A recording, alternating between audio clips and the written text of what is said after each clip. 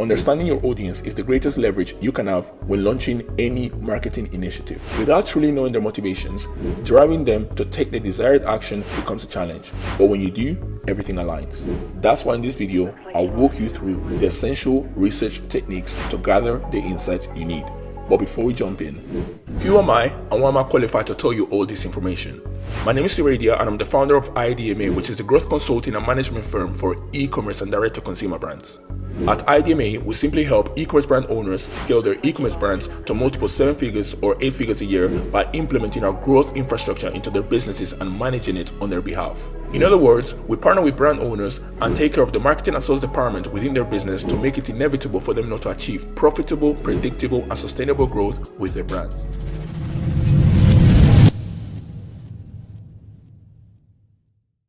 Okay, so we've gone through our growth thesis and we've gone through a brief recap of the past 5 years and how we got to this position. I think it's finally time that we get into our IDMA growth infrastructure. So this is the breakdown of our IDMA growth infrastructure, including actionable steps that you can implement by yourself, right? Now, let's move on to break down the IDMA growth infrastructure and go through everything you need to know when it comes to the implementation and execution. By implementing and executing everything we're about to go through, you do not have to settle for $100K a month if you don't want to. With our growth infrastructure, you have the potential to scale to your first 8 figures a year and beyond if you wish to do so. Stay with me as we uncover the blueprint that could transform your business trajectory. What comes next might just be the turning point you've been searching for. Let's dive in. Okay, so our growth infrastructure can be divided into 5 equally as important components: offer refinement and audience research, which you could look as the foundation to everything, right? Offer refinement and audience research, that's the foundation, right? Then you have promotion, funnel optimization, retention, and brand/organic, brand strategy, organic, right? Organic content, right? Now, those are the 5 components, right? And they're all important. Every single component here they're all important. You need this to scale in this current e-commerce environment. You need all 5. Now, if possible, right? Some brands might not be in a position to be able to implement all of it at the same time, but they should strive to get to the position where they have all these 5, essentially verticals implemented, right? All these 5 components, implemented, especially this one goes without saying, right? Offer refinements and all these research. This is the foundation to everything, right? So you need to have these 5 components essentially make up our growth infrastructure. Now, let's continue. In this training, we're only going to be focusing on 4 out of 5. So see, there's 5. We're going to be focusing on 4 out of 5, and that's offer refinements and audience research, promotion, funnel optimization, and retention, right? Let's dive into how you can achieve exponential growth with your e-commerce brand. Let's get to it. So phase 1, offer refinement and audience research. This phase is divided into 2 parts: audience research and offer refinement. Common sense, right? On the first part, phase 1, we go into audience research. To get your ideal customers to pull out their credit cards and give you their money, we have to understand them more than they understand themselves. We conduct audience and customer research to obtain data that we can use to determine the broad, widespread need or want your product satisfies, which is the mass market desire. 2, identify the desires and pain points that different segments within your market have and are currently experiencing, respectively, right? 3, derive true insights for sales angles, right? We'll get onto what true insights are, right, in a second, right? We'll get into that. We'll explain what it means and everything, right? Now, 4, determine the awareness level of your market. You're always going to have customers in different states of awareness, right? 5, determine the sophistication level of your market, right? And 6, again, if you don't know what these things are, we're going to go through all of them, so don't worry about it. If you don't know what awareness level is, sophistication level is, we'll go through it, right? 6, find out winning ad creative formats in your industry, right? Obviously, if we're going to be advertising, we need to, if we're going to be leveraging paid acquisition to acquire customers, right? On the front end, we need to have winning ad creatives, right? Now, what you have to understand very quickly is that as a business, as business owners, there are two data sources. There's subjective data stream and objective data stream. Now,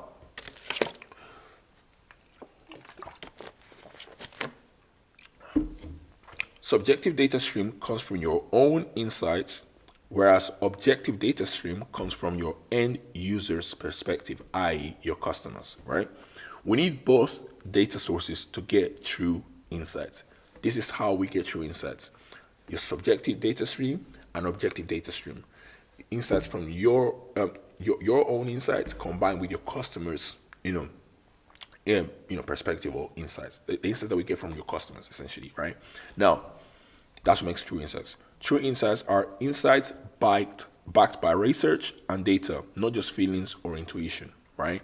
Because we're doing research, we're doing market research as well. So it's not just what you feel like as a brand owner, it's also like what the market is saying, right? What the market is actually saying, right? Now, the first step is to create two forms. One labeled as subjective data stream and the other labeled as objective data stream. Obviously, you don't have to actually name them this, but this is the point I'm trying to make is you make one for subjective data and make one for objective data, right?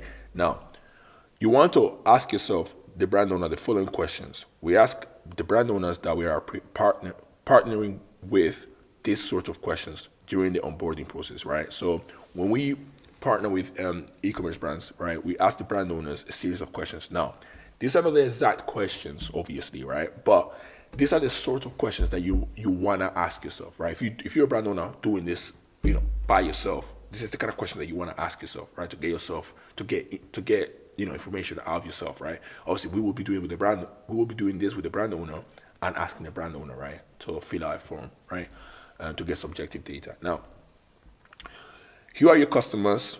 What demographic are they in? What is their gender? What is their, if you're selling a product that's predominantly for men, then obviously men, right? Or for women, obviously women. Or for both, obviously both, right? Obviously this applies to certain brands. Now, what is their current situation? In what state do they find you? What lies are they believing about your product slash industry? So the misconceptions, right? Which angles have worked when it comes to selling your product? Which angles haven't worked when it comes to selling your product? What results is the product offer designed to create? What is the outcome? Describe it below. What is the product USP according to you? What makes our product special in comparison to their competition? So list 3 to 5 interests your customer base has. So this is all questions that we ask the brand owner. So this is all to get a brand owner's perspective, right? Now, then on the other side, now you want to get a customer's perspective. So you have to ask a series of questions, right? Or to get this information out of your customers, right? So this is the objective data stream, right? Again, these are example questions. These are not the actual questions that we actually ask, but this is the kind of questions that you would want to ask your customers if you're doing this yourself to get data and information, right, that you can leverage, right? Now, which products do you typically purchase? Where do you spend your time offline? Where do you spend your time online? What are your day-to-day struggles? Who do you follow, such as influencers or celebrities? That's a big one. What are your biggest pain points and fears that you want solved? Do you have any specific fears? What excites you? What words or language do you commonly use? What terms or phrases would turn you off or repel you? What factors are important to you when shopping for X, Y, and Z? Is there something you feel guilty about related to this product? Why do you like our brand? Why do you enjoy? What don't you enjoy about our products or similar? No, what don't you enjoy about products similar to ours? Right. So these are all questions that you ask your customer. Now, once you collect this data, you need to make sure you have statistically significant sample size. Right. Obviously, 300 people minimum. Of course, the more people, the better. Of course, you have more data. You can have more confidence in the results. Right. Getting answers from 2 customers won't help you much. If you have a small customer base and less than 1,000 people, you might have to incentivize your customers to take a survey with discounts or free gifts. Ideally, not in a free discount, right? I would say even maybe give them a voucher, right? obviously it depends on what kind of brand you are, right? But I'll say give them a voucher. A voucher is better than a discount, right? But anyways, that's all. I don't want to get into that, right? That's a topic for another day, right? In addition to that, here's what you can do. You should partake in these activities, even if you have a massive existing customer base. It will only make you more informed. So, customer reviews, competitors' customer reviews, right? You can do this exercise with your own customer reviews if you have them. If not, you can do it with your competitors' customer reviews. Create a table like the one below. Might be easier to use a spreadsheet document for this. So obviously, I'll just show you essentially. It's just a quick table that I created in 2 minutes, right? So obviously, you can get fancier than this. You can get a lot fancier than this. Obviously, we have a separate table that's more structured and all that. But again, this is the basic idea. You don't have to have the exact one that we have, right? But yeah, this is essentially what you have. So you have a product name, main value proposition, unique features and benefits, customer pain points, customer desired outcomes, customer purchase prompts, customer misconceptions, customer fail solutions, customer objections. So you basically want you want to create a table with all these different sections essentially, right? So you can put information that you find from customer reviews into this table. All right, let me show you. So essentially this way it's gonna look like. So step 2, visit your competitor's website, all right, or yours if you have the reviews, like I said, website, Amazon, Yelp, and other review sites, right? Step 2B, read through the customer reviews carefully and pop in all the feedback, objective data, because you're collecting this data from the market. So that these are insights or information that you get from the market, right? This is not your perspective. This is from the market, right? So objective data that you are now getting into the table below or above, right? This table. So you put in all that data. You put in all, when you see someone mention a value proposition or a misconception or something, you put this in the table, right?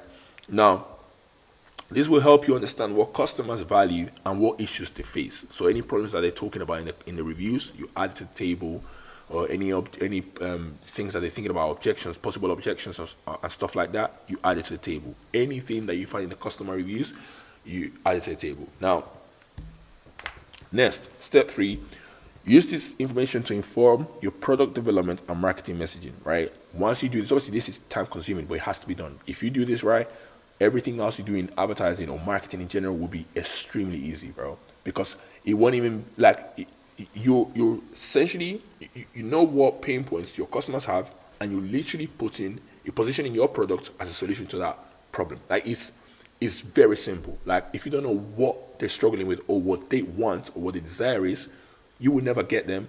Your ads won't resonate. Any marketing effort won't resonate because you're not speaking to them.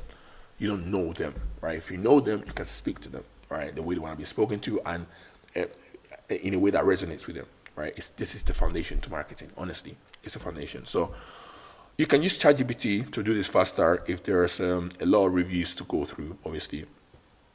By the way, I'm not gonna go through the whole AI, prompt right in this training, but you can get access to this training by DMing the IDMA Instagram page. The word resource. If you DM us the word resource, the team will send you the training, and you can have access to all the whole doc, right, and all the things within the doc, right? Because there's a lot of information in this doc, and I'm not gonna go through all of it here, right? Because we'll be here for 10 days, so there's a lot of information, right? So now, next, add creative research. Our creative strategist and paid acquisition specialist will be looking for winning creatives in your industry, and they do this in 2 ways. Number one, find out which creatives are currently performing on our IDMA partners ad account. So if we're working with a brand owner, we're looking at their ad account. If they ran ads in the past or currently running ads, we look at their ads and we see what's performing and what's not, right? Then we take a look at the best performing ads based on purchases, right? More purchases, more profits, obviously. So we look at that. How much is being spent on those ads? A higher ad spend on an ad creative means that your ads are resonating with the market and therefore being shown to more people by the ad platform. This is quite self-explanatory. Now, what ads have the lowest CPA, cost per acquisition?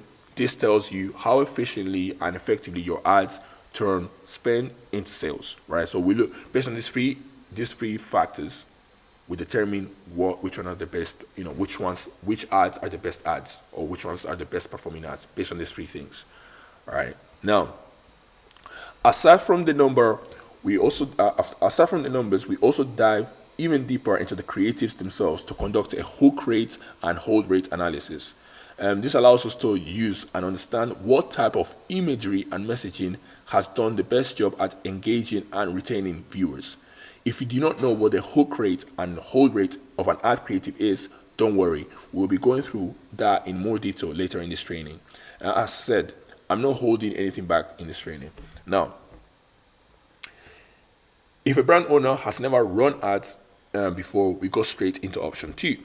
To be honest, we go through option two even if a brand owner has run ads before. The option two is look through the TikTok and Facebook ads library and take a closer look at 3 to 5 of your top competitors to get some inspiration. Now, the first step in this process involves a thorough examination of your top 5 competitors. It's what we call ethical ad hacking or funnel hacking.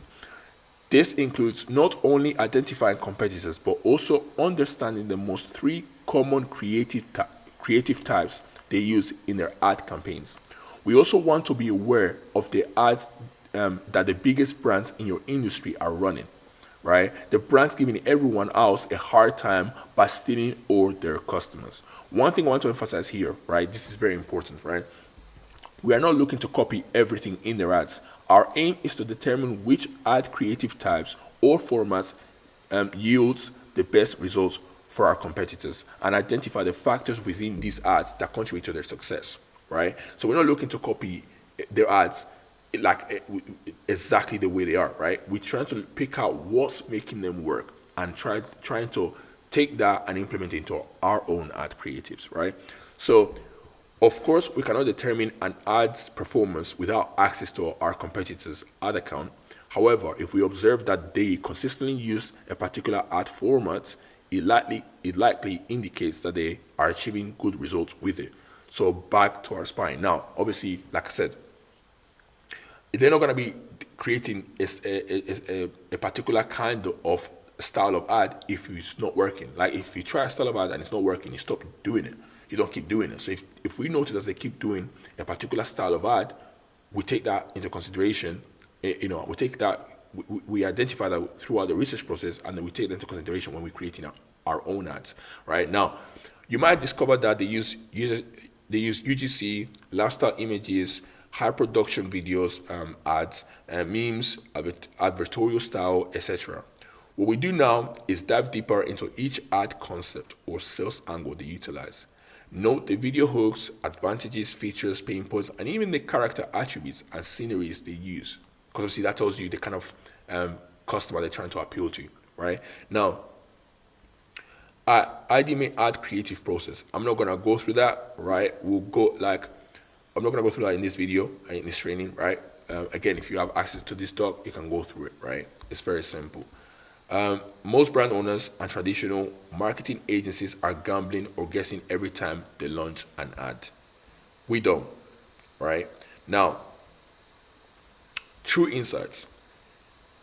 Now that everyone has raw data, we extract true insights from it and start crafting the best advertising angles or sales angles, ad concept headlines, and ad copy that resonates with our customers. We got all the data now.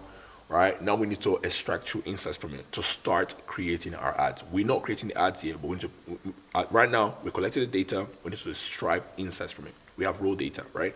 Now, here's an example of what we're trying to achieve, a practical example, because this obviously, I'm explaining what needs to be done, but now I'm going to show you how this would look in practice, right? Now, let's say you run a skincare brand and notice that the feedback you received from the objective data questionnaire you sent out to your customers indicates that customers are struggling with acne and are frustrated with the lack of effective solutions in the market. So you see that that's something that a lot of your customers are saying. They're struggling with acne, they have problems with acne this, acne that, acne this, acne that. So you notice that, right? You derive a true insight from this, which is, in this case, is that people are struggling with acne, right? True insights backed by research or data, not just feelings or intuition, right? You've done the research and the research come back and you've gathered this information from your customers. This is not your feeling or intuition, right? This is from the market, right? Now, of course, your product has to be able to solve this problem, right? That goes without saying. The sales angle formula: new way equals new way of achieving desired results plus new results achieved. The new way, natural organic ingredients formulated to target acne, product feature, right? New results, clear, healthy skin, product benefit. Can you see how we're crafting a sales angle right now? Now, sales angle formula equals natural organic ingredients formulated to target acne plus achieve clear, healthy skin. So you've got raw data derived true insights from it, and you've used that true insight to create a sales angle. A sales angle is a new way of achieving desired results plus the new result achieved, right? That's the formula for creating a sales angle, right? But this sales angle comes from the true insights, right?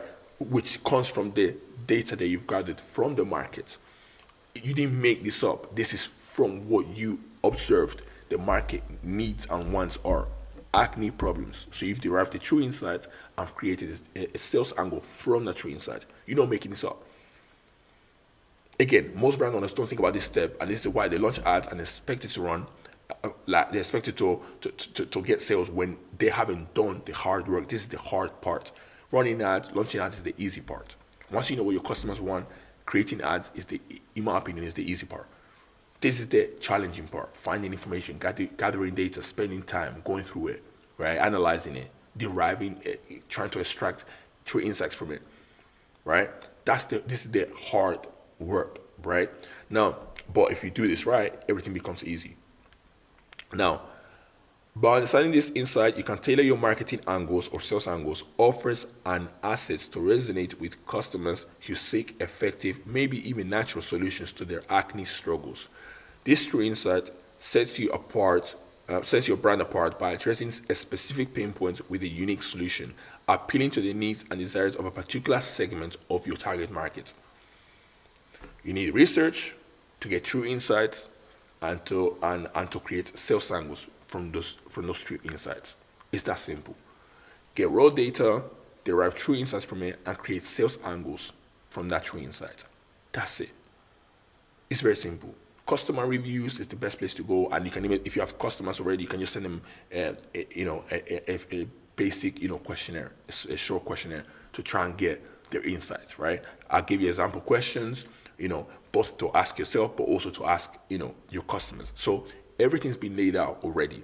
Now, in case you don't think that this process or this audience research process is necessary, I'm going to go through why we do all of this, the reason behind audience research, and why it's important for everything we do in terms of marketing.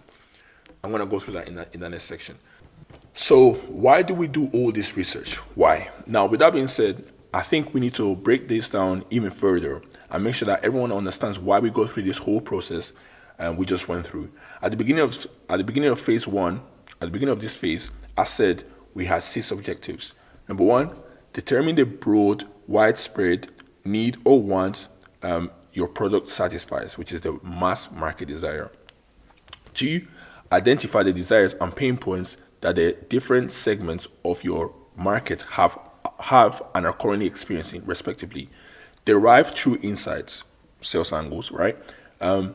Determine awareness level of your market. You're always going to have customers in different states of awareness. 5, determine the sophistication level of your market. 6, find out winning ad creative formats in your industry.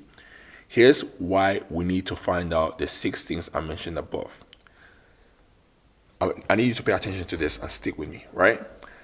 Sticking with the skincare example I gave above, as a skincare brand owner, the mass market desire in your industry is probably achieving and maintaining healthy, beautiful skin. Now, the market of people wanting to achieve and maintain healthy, beautiful skin is huge. That's why as marketers, when we advertise, We have to come up with multiple different sales angles to appeal to that segment of that huge market, right? And that's why you might also hear marketers say, if you try to speak to everyone in that huge market, you end up speaking to no one, right? This is very common saying, highlighting the idea that trying to appeal to everyone without targeting specific segments can dilute your message to the point where it doesn't resonate with anyone strongly enough to make an impact, right? So we have to try and pick out a segment that we're going after and speak directly to that segment within the huge market, right? Now, let's continue. For those who may not know, a mass market desire refers to a broad and widespread wants and needs that are common among a large majority of consumers. These desires often drive the general demand for products and services across a wide audience. So they drive the demand. The mass market desire is what drives demand for your products and services, right? Not your product. People don't want your products and services. They want the mass market desire is what they want. Your products is a means to achieve that desire, right? So we're going back to the fundamentals of marketing because this is the foundation to everything, right? Example: the widespread desire for better health and fitness, right? That's an example of a mass market desire, right? A lot of people want to be healthy, but within that market, right, there's different segments, right? There's old people, right, that are trying to stay fit at an old age. There's kids, playing sports and taking part in physical activity. There's young adults that might be working, like a 9 to 5 job that might have a busy schedule, that might be looking to stay fit even with a 9 to 5 and balancing that. There might be moms that have kids that still want to be in shape, but they have to take care of the kids as well. Like there's different segments that you can speak to within that huge market of better health and fitness, right? So yeah, that's that. A sales angle, on the other hand, is a strategic approach to presenting a product benefit in a way that resonates strongly with a particular segment of your target market, right? Target audience or market, right? So a sales angle is a strategic approach to presenting a product benefit, right? Now, a sales angle is what encourages a specific segment of that huge market we previously mentioned to take action. So if you have the skincare example, for example, right? A sales angle is only trying to appeal to a segment within that whole achieving beautiful, healthy skin, right? A sales angle is trying to appeal to a segment within that huge market, right? Now, key elements of a sales angle: benefit/feature focus. It zeroes in on a particular benefit or feature of the product that is likely to appeal to a specific segment of potential customers, your target market. For instance, a fitness tracker might have multiple benefits, but the sales angle might focus on its superior sleep tracking capabilities because that appeals to a particular type of person, someone that's maybe conscious about their sleep, right? Are they getting the right amount of sleep? Are they getting quality sleep? When you come up with a sales angle that appeals to those people, your messaging will resonate with them because they're looking for that, right? Now, targeted messaging. The messaging is crafted to align with the interests, needs, or pain points of the target market segments. This ensures that the promotion feels relevant and compelling to them. This is why we conduct audience research, to find needs and pain points. This is why we conduct. Without finding needs, pain points, desires, we cannot craft advertising or marketing messages. We cannot. We can, but it won't resonate. Right? So we have to do market research, get true insights, and develop sales angles from those true insights. Differentiation. It often emphasizes how the product or feature stands out from competitors. This can involve unique selling propositions that make your product more attractive than others in the market. Right? That could be a unique selling point. That could be a sales angle as well. Right? Now, if you take anything away from this phase, right, phase 1, audience research and and offer refinement. If you take anything away from this phase, take this away. A mass market desire creates a market, and within this market, you have different market segments. These different market segments respond to different sales angles, right? So you have a market, then you have market segments, and each market segment responds to different sales angles. Simple. Now, here's an example. Let me zoom in quickly. So obviously, in blue, you have the mass market desire, which is better health and fitness, and within that huge market, you have four. Obviously, there's more, right? But for this example, we're picking four, right?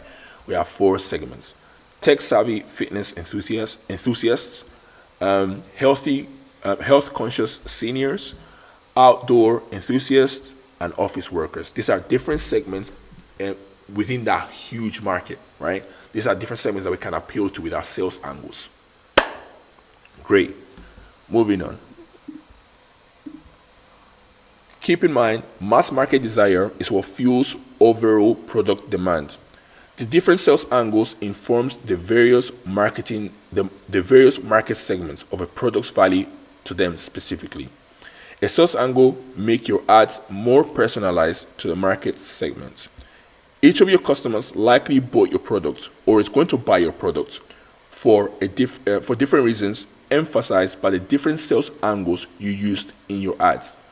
But they all share the same mass market desire. So each one of your customers probably bought for a different reason, right? They buy for different reasons, but they're all driven by the mass market desire, right? So even if all these customers, let me zoom in again, even if all these different type of customers, right? So as I was saying, even if all these customers bought for different reasons, they're still driven by the same mass market desire, better health and fitness. Now, moving on, zoom out quickly. Right. Moving on, when it comes to sales angles, you can present different products benefits to appeal to different market segments in your ads. Now, or you can present the same core product benefits in different ways to appeal to different market segments. So you can use different product benefits to appeal to two different market segments, or you can use the same core benefit to appeal to two different market segments, right? And I'll go through an example of each, right? So first one is obviously different product benefit to appeal to different market segments. So let's say we're selling a fitness tracker, right? And we're targeting office workers, a segment, right? Sales angle, activity reminders and ergonomic health features, right? Target audience, office workers who spend long hours at their desk and are concerned about the impact on their health, right? Now, just quickly, ad concept headline, stay active and healthy at work. Notice how this headline lets them know that we are talking to them. This can only be done when you've done your market research, when you know them, when you know who you're targeting, when you're intentional about your marketing. You're not just hoping to get a sale, you're intentional. You're going after office workers. Stay active and healthy at work. You're targeting office workers, right? Now, now to target a different segment, you can use a different benefit, right? Let's say you go in again, fitness tracker, right? You're going for outdoor enthusiasts, people that like hiking and doing outdoor activities, right? And now you can use a different sales angle, a different benefit to appeal to them. Durability and GPS for outdoor activities, because you're going for outdoor enthusiasts, right? So that's a sales angle that you're going for to appeal to this type of customers, right?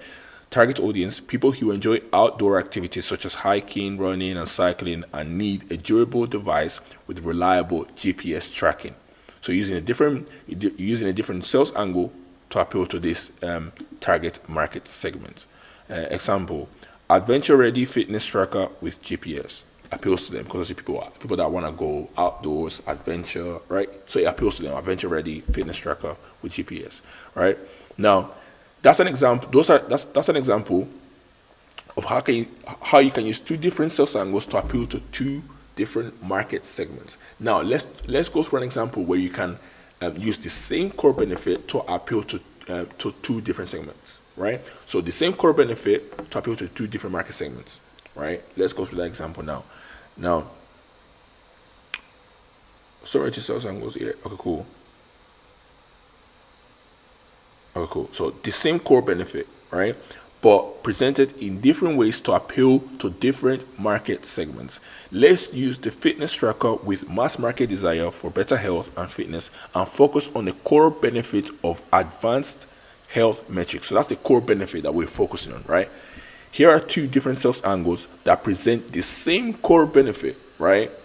To appeal to two different segments of the market. So tech savvy fitness enthusiasts, right? So we're going for the people that are very tech, like they like the technological stuff, they want the latest stuff, right? The latest gadgets, right? So sales angle, cutting edge technology and detailed analytics. So cutting edge technology and detailed analytics. Target audience, individuals who are deeply into technology and data driven fitness insights, right? Add concept headline example. So maximize your fitness with cutting edge health metrics. Very straightforward, very simple, right? Going after the people that want all this data, latest technological, advances and gadgets, right? Now, let's say we're going after seniors now, health conscious seniors, right? So older people. So easy to understand health monitoring, right? That's the sales angle, right? Older adults who want to monitor their health easily and effectively. So the ad concept headline is stay healthy with easy to read health metrics. Remember, the core benefit is still the same, health metrics, right? Health metrics, advanced health metrics. But when you want to appeal to tech savvy fitness enthusiasts, you have to appeal to them in a different way, right? So the sales angle is cutting edge technology and detailed analytics. Maximize your fitness with cutting edge health metrics. If you were to use this message to target seniors, it will turn them off because this just screams complex. It screams difficult. The messaging is off, right? You wouldn't be able to appeal to seniors or older people with maximize your fitness with cutting edge health metrics. That sounds complicated, right? So it wouldn't resonate with them, right? They want easy to understand health monitoring, right? Stay healthy with easy to read health metrics. So easy to understand, less complicated, right? So these are ways that you can appeal to different market segments with the same core benefit, right? This is the thinking behind it, right? I want you to understand that it's not about the latest ad tactic or the ad account tactic and that new ad UGC style, that. It's not about that. Marketing is about this messaging, understanding your target audience and knowing how to speak to them. This is why we're going through this. It's not about the latest tactic and the latest ad and the latest that was the new UGC. Like, it's not about that. This is marketing. This is the fundamentals. This is how you get people interested in buying your products, irregardless of what medium you use, whether it be digital advertising, TV, radio, it doesn't matter. This is how you get people interested. Ads, emails, content is all the same. It doesn't matter what medium you use. SEO is all the same.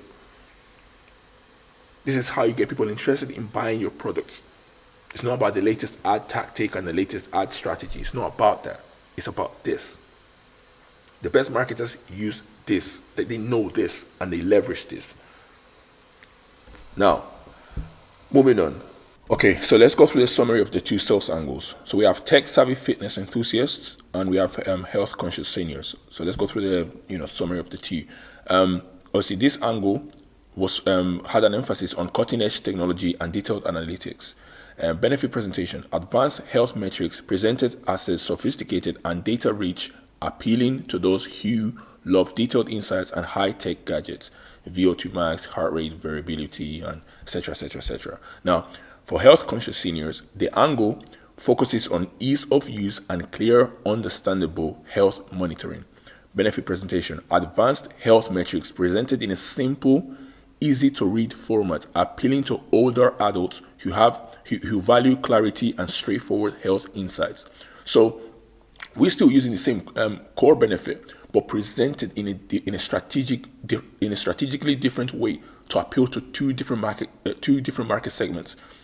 It's the same core benefit, detailed analytics, advanced health metrics, right? But just presented in a different way to appeal to the people that we're trying to speak to. If we're going for older adults, the senior people, we have to present it in a way where it seems easy, it seems simple to understand.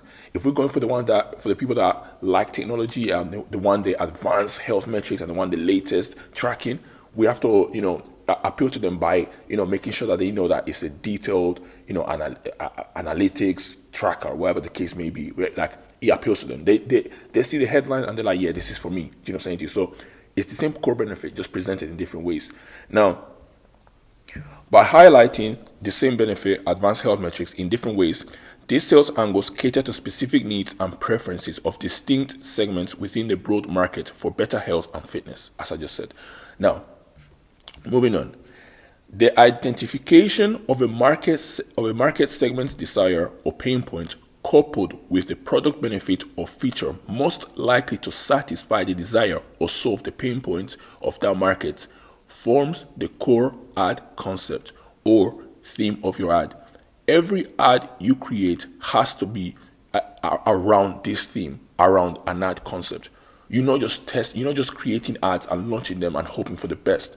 There has to be some thought put into it. And you have to, again, like I said, you have to come up with a core ad concept. Before you create an ad, before you develop an ad, you have to have a core ad concept. And as I said, the core ad concept is the identification of a market segment's desire or pain point. It could be a desire or pain point, right? Coupled with a product benefit or feature, right? Benefit will be to appeal to the desires, and feature will be to solve a specific problem that they have, right? If you're talking about a feature, you're trying to solve a problem, right? But either way, most likely to satisfy the desire or solve the pain point of that market segment, right? That's what core ad concept is. So your sales angle or your ad, in theory, should be the bridge between your markets, your target market segment, the people that you're going after, their problems, their pain points, and the feature or benefit of your product. This diagram, let me zoom in quickly so you guys can see this properly, right? Your ad is always trying to break, no matter what ads you launch, your ads should be trying to bridge this gap.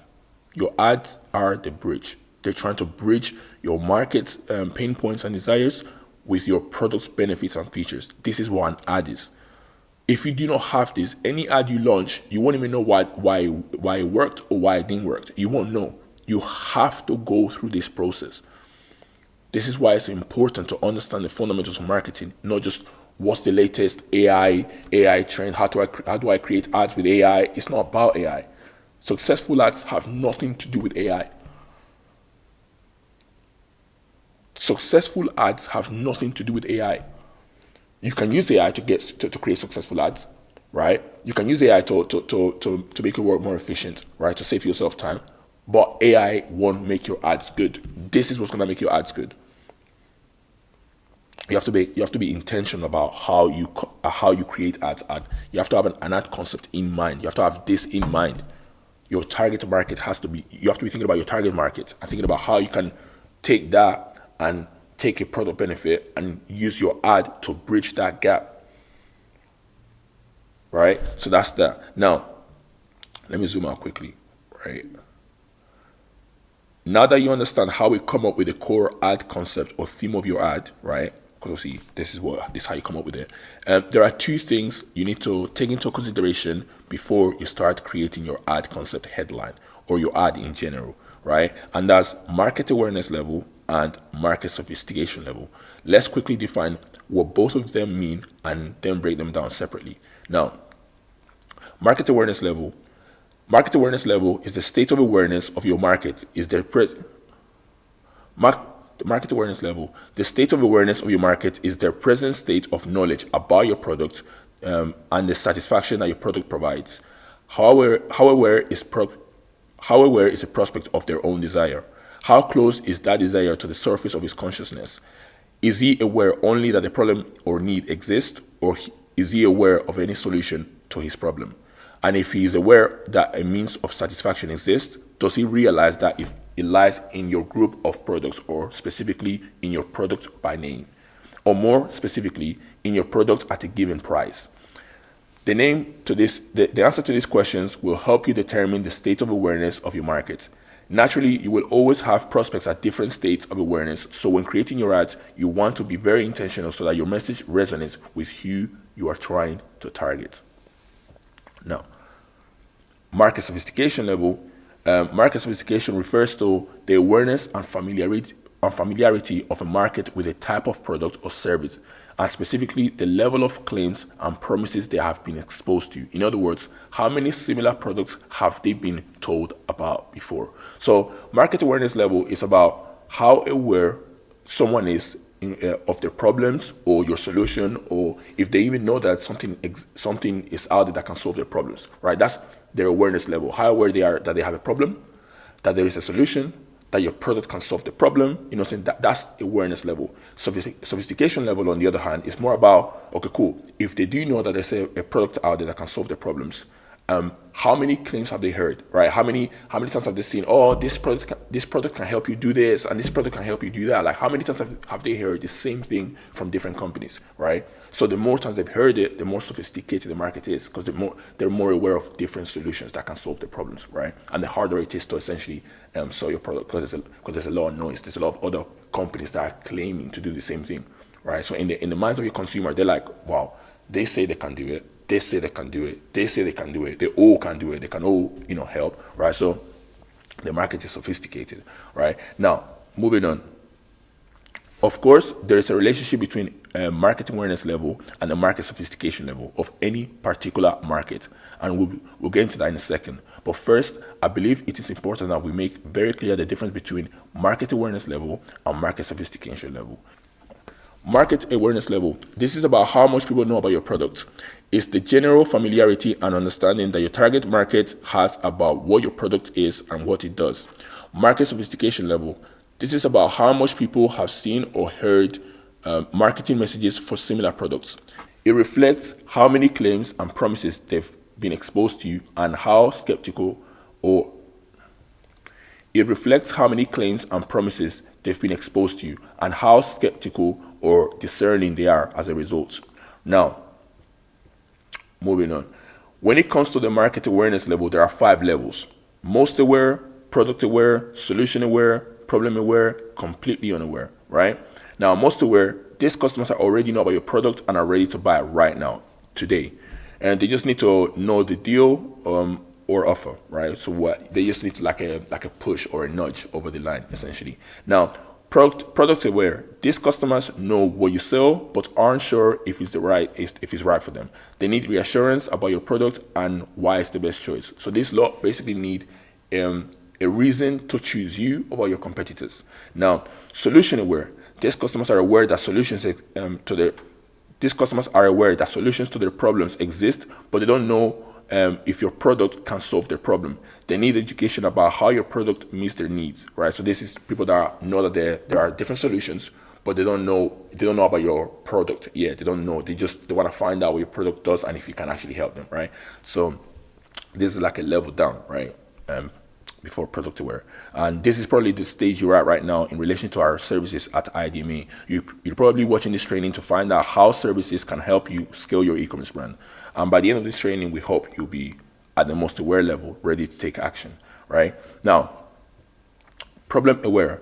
These customers know they have a problem but aren't aware of any solutions. They need to be informed that a solution exists and introduced to your product as the solution, right? So essentially, these people are aware they have a problem or a pain point, and they're yet to be introduced to your product. Essentially, they're yet to know about your product, what your company does, and how it can solve their problem, right? But they're aware of the problem. That's for sure, right? So now, and obviously they don't know if there's any solutions. They're looking for solutions, right? But the problem aware, they know that they have a problem and they're looking for solutions, right? Completely unaware. These customers have no knowledge of the problem or your product. They need to be made aware of the problem first and then educated about solution and your product, right? So this completely unaware, these are people that are not ready to buy right now. They don't even know they don't even know if they have a problem, right? They're only aware of their problem. So if they don't have a problem, they won't need a solution, right? So they have to be educated about the problem, right? And then about a solution, and then your product, right? So these are the coldest audiences, right? When you target these people, you're not looking for immediate sales, right? These are usually the cheapest kind of leads to get because they're not ready to buy right now. The most expensive leads are the ones that are ready to buy right now. That's the one that everybody's fighting for. But these people are the people that you're going to be targeting as you scale your company, right? And they don't want to be converting today. They have to be educated, and over time they will get to know about your brand and eventually purchase, right? But this takes time. They don't even know they have a problem, right? Market awareness levels guide how you tailor your marketing message based on how much the customer already knows about the problem or desire and your solution or product. Now, with sophistication level, we also have We also have 5 levels. When it comes to sophistication, there are also 5 levels. First level, the market has never seen your product or heard your claim before. Your job is to introduce the product and explain what it does. Your message is simple. Here is a new product. All right. When you're the first one to market, you don't have to try too hard. You just have to say, yo, we have a product that can do this. Done. Right? It's very simple. And when such golden opportunity to be first presents itself, you are probably dealing with the market in its third or fourth stage of awareness, right? So these are people that already know about, they're looking for solutions and there's no solution. You're the first one in the market. It's very easy, right? So if they're looking for solutions and you're the only solution in the market, they're going to choose you, right? So when you have this opportunity, it's basically you playing the game on easy mode, right? Not for long though. Your prospects know that they would like what your product does, or they would like to get rid of the problem that your product solves. It is if it were only possible. Here the answer to the question, how many similar products have they been told about before, is quite simple. You are dealing with a market where you are first. Therefore, you have no previous information about similar products. So you're the only option, right? So they have to choose you, right? Therefore, they are completely unsophisticated, obviously, right? Because you're the only option in the market, right? There's no other company saying we can do the same thing they do, but better. Or we can do the same thing they do, but better. There's no any other competitors. You're the only one in the market. That's why it's the first level of sophistication. Now, that's Eugene M. Schwartz from Breakthrough Advertising. Second level, competitors have started to appear, making similar claims. So that's the second level of awareness. To stand out, you must make a stronger or more specific promise about what your product can do. Your message evolves to our product works better because. So now you have to say we're better because. You have to give a reason because there's a few competitors that have come into the space or into the market that you're in, right? So now you have to say, well, we're better because, you know, saying to you. So now that takes us to the third level of sophistication, right? The market has become skeptical or similar skeptical. No, the market has become skeptical of similar claims. To convince them, you introduce a new mechanism or unique way your product works. Your message is our product works differently because it uses this unique method. So now you're not just saying we're better because. Now you're saying we're better because we use this specific way of doing things. So now you have like a unique mechanism, right? So it's not just enough to say we're better than them. Now you have to say why you're better than them, essentially, right? Now that's the third level of sophistication, right? The fourth level of sophistication is the market is now familiar with your new mechanism, right? To maintain interest and stand out, you need to elaborate and expand upon this mechanism, making it more detailed and compelling. Your message becomes our product's unique method is even better because, right? So you don't have to exaggerate the unique mechanism. Now you have to like go above and beyond. You have to say, yeah, we're better because our mechanism does this and that, and you have to exaggerate the claim, right, to make it more appealing to the target market, right? And eventually, we get to a fifth level of sophistication, right? The market is saturated and highly skeptical. So now all the customers or potential customers in your market are like, you know what? Like, I don't even trust any of them. Like, I'm hearing the same thing from all of them. They're all good. I don't know which one to go for. So like, now there's an abundance of options in the market, right? People have seen everything and are hard to impress. To succeed, you need to appeal to deeper emotions, desires, and identity. So now, at that level, you're not just competing on practicality or we're better because we have this technical thing. Now you have to appeal to emotions, right? That people have to feel like they identify with what your product sells, right? And this is why it's important to build a strategic brand, right, to stand out in this kind of like market, right? But yeah, more on that later. Now your message now focuses on this product is not just different, it connects with you on a personal level. Add concept headline example. Elevate your well-being. The fitness tracker that understands you, right? So now it's not, oh, we can do this better than you and we can do this better than you. Now it's, or elevate your well-being, the fitness tracker that understands you. So now you're trying to appeal to, a deeper, emotion essentially, right? It's not about all the technical features anymore, right? That's the fifth level of sophistication. These levels guide how to adapt your marketing message based on how familiar and skeptical the audience is with similar products or claims, right? And claims, right? So now, what you need to take into consideration when you're creating an ad is the awareness level that you're going after and how sophisticated your market is. So whenever you're creating ads, you have to take those two factors into account, right? You know what I'm saying to you? So it's not just the sales angle. You also have to take into consideration the awareness level, right, and sophistication level, because depending on what stage what stage of sophistication you're at, your message has to be different.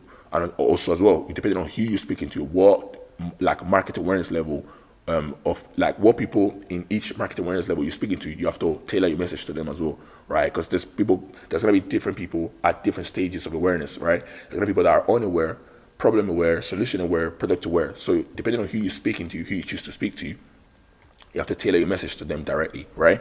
Now, with that being said, ad creatives are important to you, which is why we do all the ad creative research we do. But your messaging is extremely important. I feel the need to emphasize this. Your ads could be in front of the right people, but if your messaging is not on point, consumers won't feel like the ad or your products are for them. Before you even think about promotion advertising, this process is something you must follow. In addition to that, you should be conducting market research regularly anyways, to make sure that the product you decide to launch or are products that your target market actually wants. Hopefully what we went through is making sense to everyone so far. If you've learned something different today, make sure you comment a thumbs up in the comment section below. And that's about it. We're gonna move to the next section now, right? And this brings us to the end of the video. I really hope you enjoyed it. If you're looking for free specific help with your digital marketing efforts, feel free to book a free consultation call with us. To do that, all you need to do is click the first link in the description of this video, choose a date, and fill in a short questionnaire about your business. An IDMA growth consultant will get a call with you to give you advice and actionable steps to solve any specific digital marketing problem you're currently facing with your e-commerce brand. Now, full disclosure, at the end of the consultation call, if our growth consultants determine that your brand meets our required standards, then we might consider a partnership with you. At IDMA, we do not consider a partnership with every brand owner. In fact, we only partner with brand owners that are in a position to rapidly scale their brands with the help of our growth team. With that being said, book a consultation with us to get free specific help with your digital marketing efforts. Thank you for watching this video. Take care.